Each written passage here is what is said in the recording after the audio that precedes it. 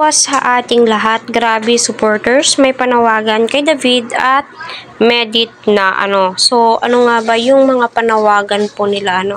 Tayo naman pong mga supporters ay go lamang po kung ano man po yung plano po nila, yung alam po nilang kakabuti po nila, diba? So, alam naman po natin na hindi po yan sila papabayaan ng kanilang mga supporters, viewers, community po nila. At nakaka-proud din po yung ibang community, dahil hindi po sila nagmumura, although sabi po nila hayaan na lamang po yan sila dahil nakapag-move on na po kami, andito kami para sumuporta kay Medit.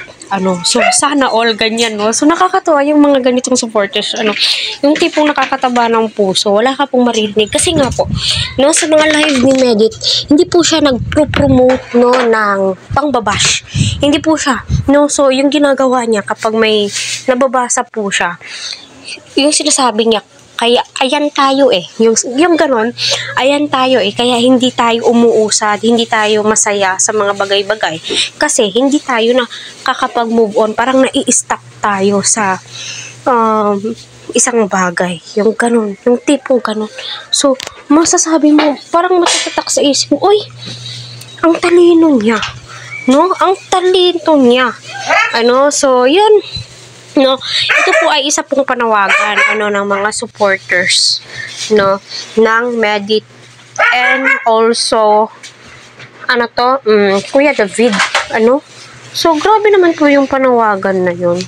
So sabi nga po nila, kung pwedeng i-love team na lang daw po itong si Kuya David at saka si Medit. Hindi naman po pwede ganun, hindi po tayo makapag-desisyon ng mga ganyang bagay, kasi unang-una, umalis po si Kuya David sa Kalingap, nagpakalayo-layo, siguro, may mga pre-na-process po siyang mahalagang bagay, at itong si Medit ay, marami naman pong opportunity na nagbukas para sa kanya, so ginap po niya yung opportunity yun, kasi alam naman po natin, matalino po siya, very open-minded, masasabi mo, wow,